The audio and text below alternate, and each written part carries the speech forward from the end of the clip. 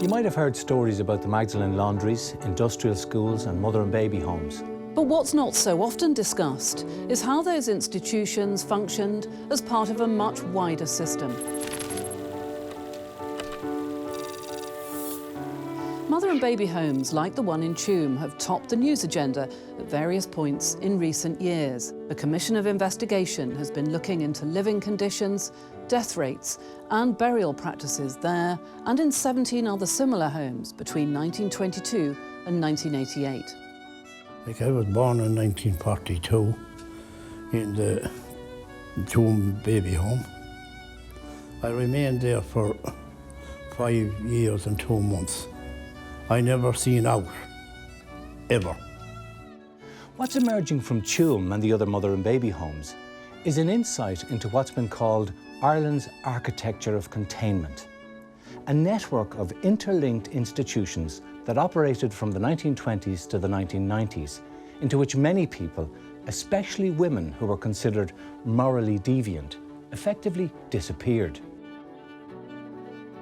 A series of institutions regulated Irish society for much of the 20th century, and that included reformatory schools, industrial schools, psychiatric hospitals, prisons, mother and baby homes, Magdelene homes. And when you look at the totality of those institutions, about 1% of the population was institutionalised in the early 1950s. An extraordinary number of people were incarcerated. Through the 1920s and 30s, as the new state bowed to Catholic Church authority, the poorest and most vulnerable and those considered illegitimate were put out of sight into church-run state institutions. The system institutionalised generations and incarcerated women, in some cases, from birth to death. I believe I was held against my will. I didn't have any basic human rights. I mean, my name was changed, my hair was cut. I mean, you were dehumanized, defeminized, call it what you like. You were just a non-entity. Young women considered at moral risk were destined for the Magdelene laundries. Many were women whose crime was pregnancy out of wedlock. Almost all would have given birth in a mother and baby home. Both sets of institutions were run by nuns. But it's the mortality rates of infants in the mother and baby homes which speak volumes. In the 1920s, these babies were 5 times more likely to die than legitimate children. Your welfare was never looked after properly. We were outcasts.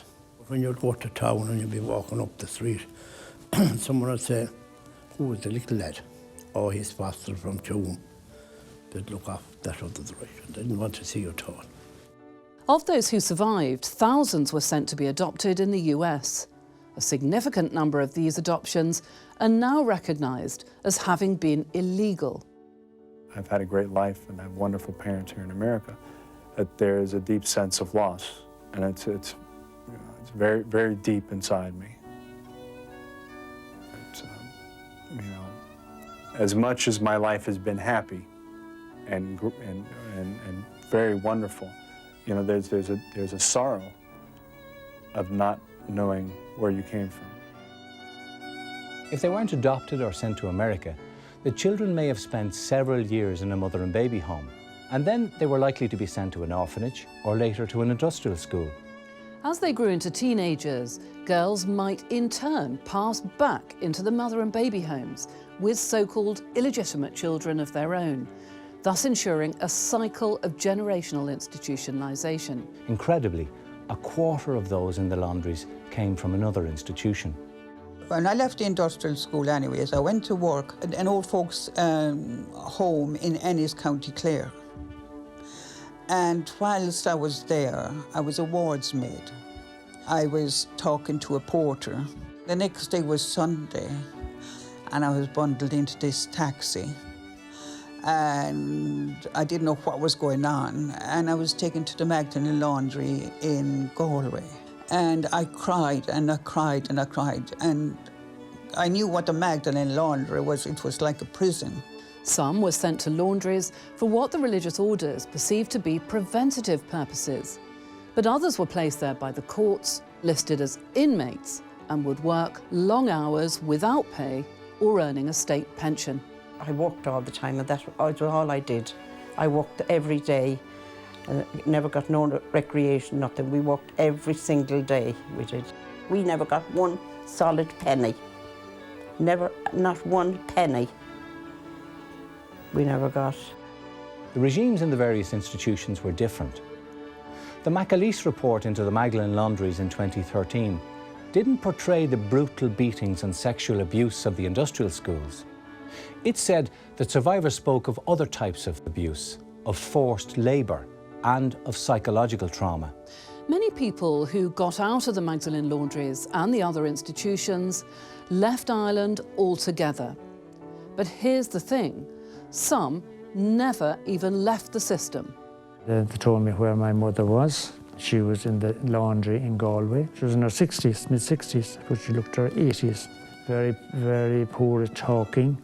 It took a good few visits before she did speak to me. Anyway, when our first child was born, we brought our grandchild to her and we just handed her the baby and she grasped the baby and she started rocking it. And the first time that I see her smile was then, yeah, she communicates with the baby.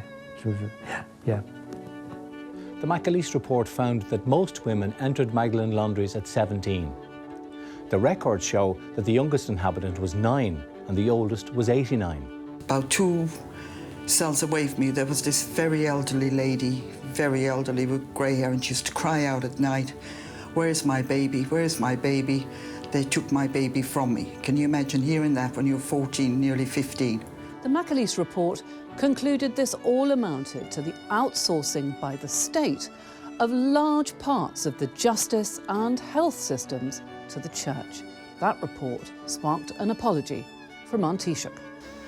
The reality is that for 90 years, Ireland subjected these women and their experience to a profound and studied indifference. The last industrial school closed in 1974. Bertie Ahern apologised for the state's role in 1999.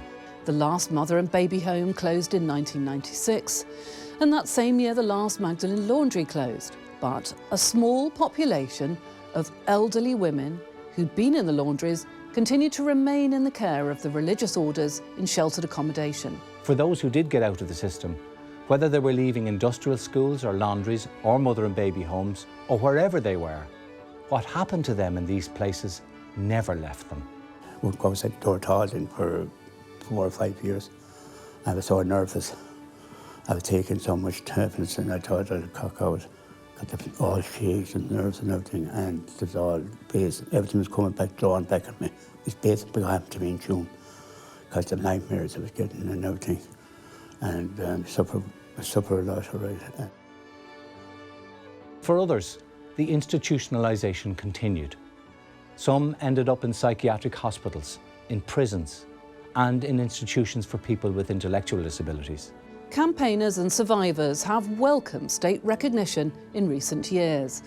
But they say the state and the religious orders have yet to truly address their responsibility for creating a system that perpetuated a cycle of abuse for generations.